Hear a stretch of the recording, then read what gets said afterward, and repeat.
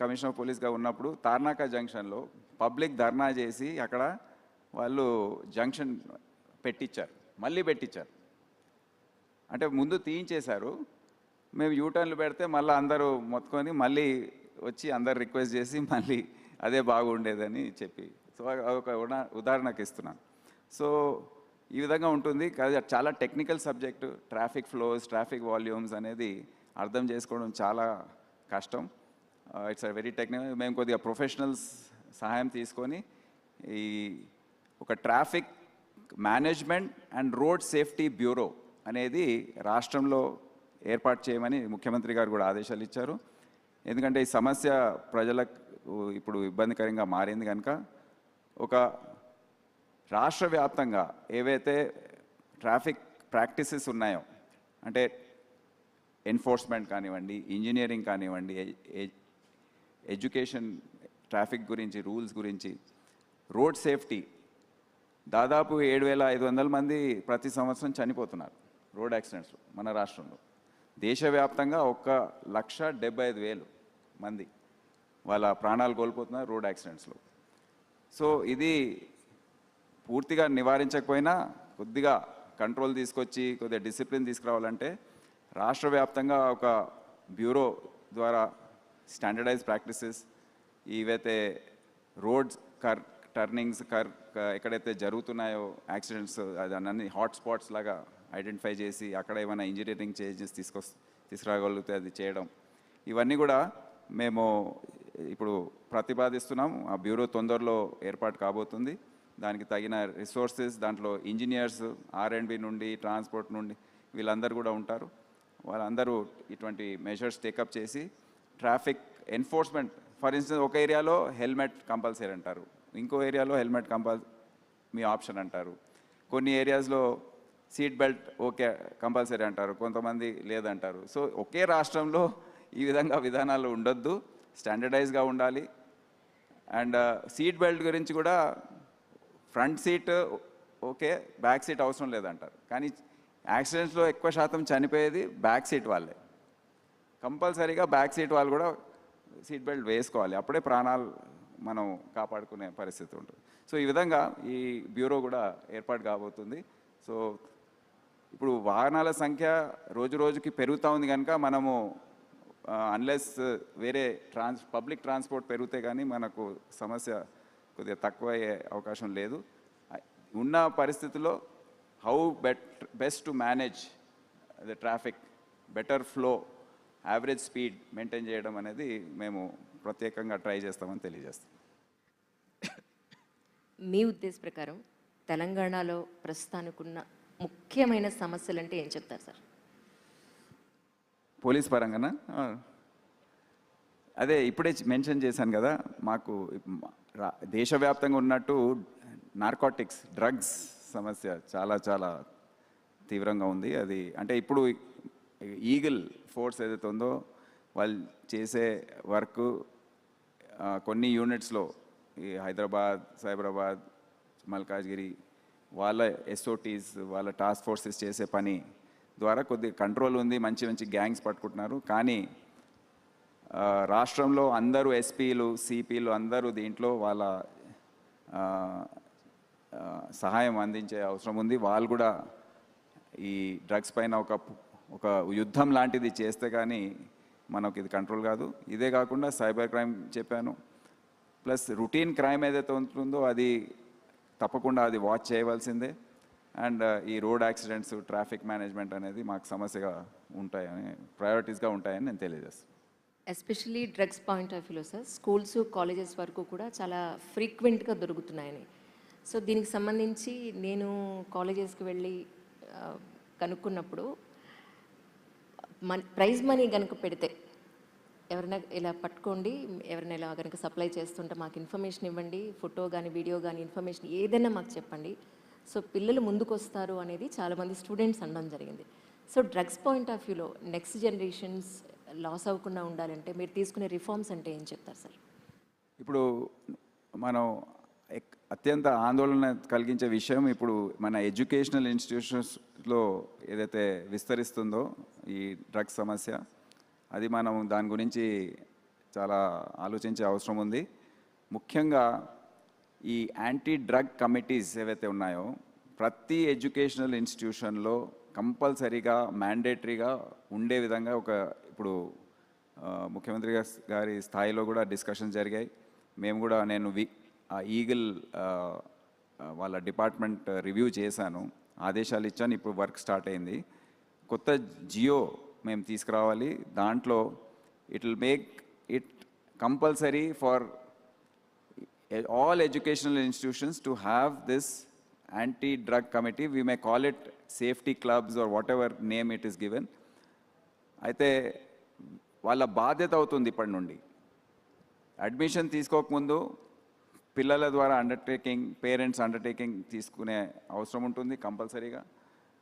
తర్వాత అటువంటి యాక్టివిటీ ఏదైనా ఇన్స్టిట్యూషన్స్లో జరిగితే, స్కూల్, కాలేజెస్, యూనివర్సిటీస్, ఆ ఇన్స్టిట్యూషన్ మేనేజ్మెంట్ బాధ్యత అవుతుంది. వాళ్ళు ఒక కమిటీ పెట్టుకోవాలి. యాంటీ ర్యాగింగ్ కమిటీస్ ఉండేది గతంలో, అదే స్థాయిలో అదే విధంగా యాంటీ డ్రగ్ కమిటీస్ కూడా ఉండాలి.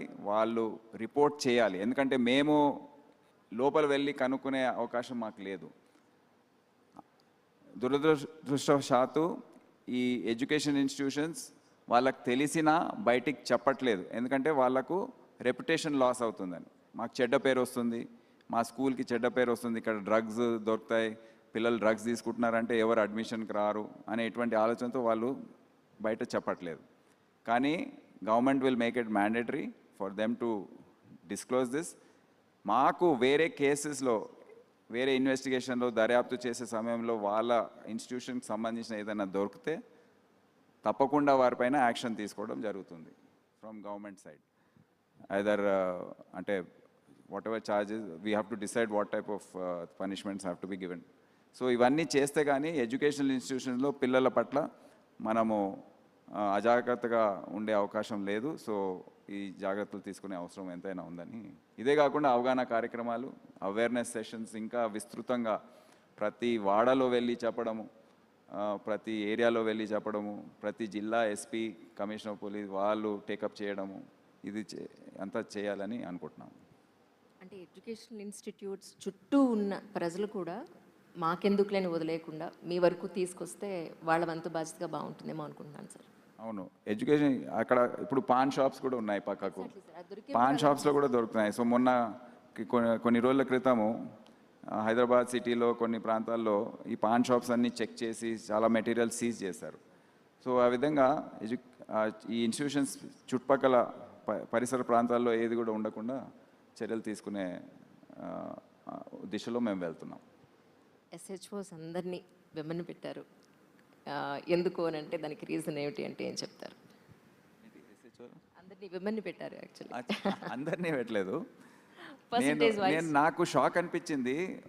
నేను ఫస్ట్ టైం సిపి అయినప్పుడు 2022లో 21 ఎండ్లో చూస్తే 174 సంవత్సరాల చరిత్రలో హైదరాబాద్ సిటీ పోలీస్ 1847లో ఫస్ట్ స్టార్ట్ అయింది. ఒక్క ఉమెన్ లేడీ ఆఫీసర్ కూడా ఎస్హెచ్ఓగా వేయలేదు. ఎవరు కూడా పోలీస్ స్టేషన్కి ఎస్హెచ్ఓగా పనిచేయలేదు. అంటే ట్రాఫిక్లో చేశారు, వేరే ప్రాంతాల్లో చేశారు, వేరే డిపార్ట్మెంట్, కానీ లా అండ్ ఆర్డర్ ఎస్హెచ్ఓగా ఎవరు చేయలేదు. సో నేను అప్పుడు వచ్చే ఉమెన్స్ డే రోజు, అంటే దాని ముందే ఎక్సర్సైజ్ అంతా చేసి బెస్ట్ ఉమెన్ ఇన్స్పెక్టర్ విల్లింగ్నెస్ తీసుకొని, అంటే ఎస్హెచ్ఓగా అంటే కొద్దిగా 24 గంటలు పనిచేసే అవకాశం ఉండాలి. ఉమెన్ ఆఫీసర్స్కి కొద్దిగా కష్టంగా ఉంటుంది, వాళ్ళు అందరు కూడా రెడీగా ఉండరు. సో ఆ ఆఫీసర్ రెడీగా ఉంది. ఆమెని అక్కడ మధులత అని, ఆమెని అక్కడ లాలాగూడ పోలీస్ స్టేషన్కి ఎస్హెచ్ఓగా వేయడం ఫస్ట్ టైం జరిగింది. దాని తర్వాత నెక్స్ట్ 5-6 మంత్స్లో ఇంకా 4-5 ఒక టోటల్ 5 స్టేషన్స్లో women officers who are willing వాళ్ళని వేయడం జరిగింది. తర్వాత లాస్ట్ టైం నేను గత సంవత్సరం 18 డీసీపీస్ నా దగ్గర పనిచేస్తున్నారు సిటీలో. 9 మంది ఉమెన్ డీసీపీస్ ఉన్నారు. half 9 of them were, and they were holding important zones, north zone, central zone, south zone. South zone లాంటి సెన్సిటివ్ జోన్ కూడా వాళ్ళు చేయడం జరిగింది. సిసిఎస్ ఇంకా head quarters, all important things city పోలీస్కి.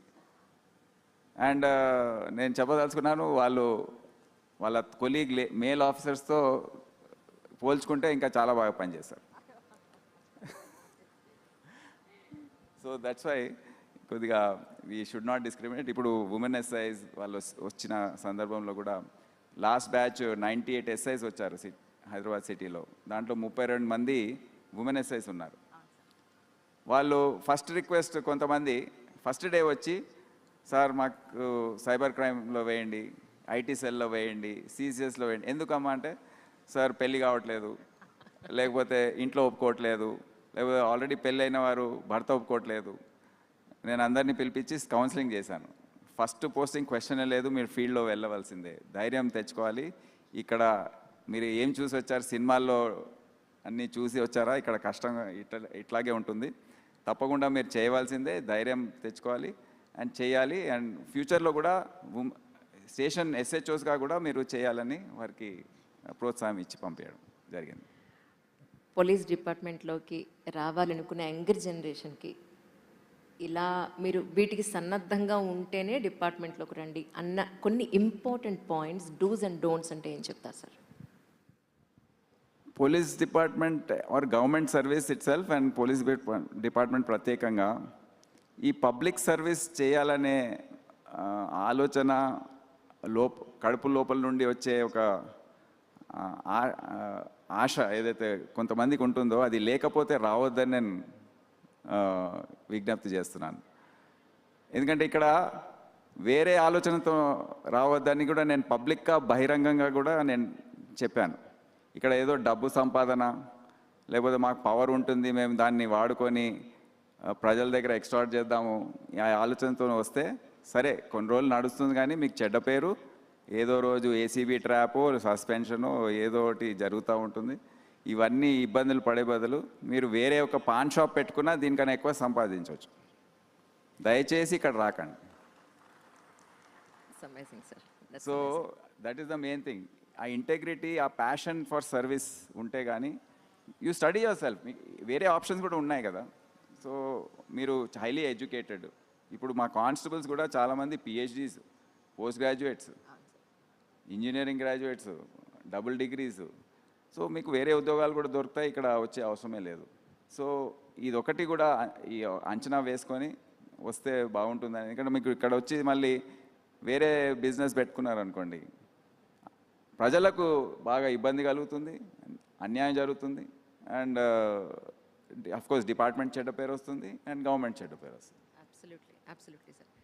2028 మీరు రిటైర్ అయ్యే లోపల నేను ఖచ్చితంగా చేయాలి అనుకున్న కొన్ని ఇంపార్టెంట్ వర్క్స్ అంటే ఏం చెప్తారు సార్?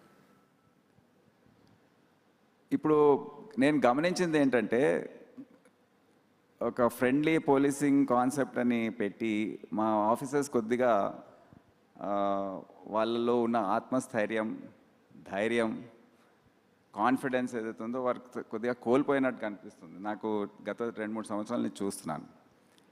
ఇప్పుడు ఏంటంటే మనం ఉన్న సామాజిక పరిస్థితుల్లో మనం ఏదో యుఎస్లో, లండన్లో జరుగుతున్న తీసుకొచ్చి ఇక్కడ పైన ఇంపోజ్ చేయడం అనేది తప్పు అని భావిస్తున్నాను. What I believe is in effective police and strong policing. సమాజం కూడా అదే కోరుకుంటుంది. పోలీసింగ్ ఎప్పుడు కూడా గట్టిగా ఉండాలి. ఎవరైతే సంఘ వ్యతిరేక శక్తులు ఉన్నాయో, రౌడీ షీటర్స్ ఉన్నారో, క్రిమినల్స్ ఉన్నారో, వారి పట్ల మనం కఠినంగా వ్యవహరించకపోతే మిగతా 90% జనాభా ఇబ్బంది పడుతుంది. కానీ వాళ్ళని కూడా మర్యాద చేసుకుంటూ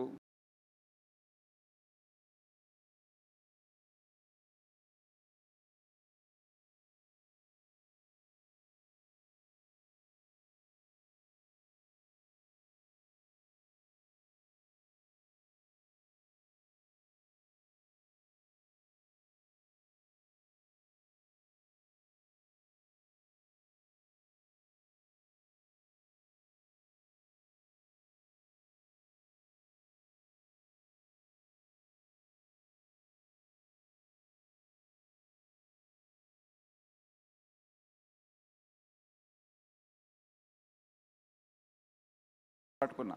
వాళ్ళు ఫోన్లు చేసేవారు కోపంగా, అరే how dare you stop me అని. హౌ డేర్ అంటే వాడు ఉద్యోగం వాడు చేస్తున్నాడు, so we have to support them.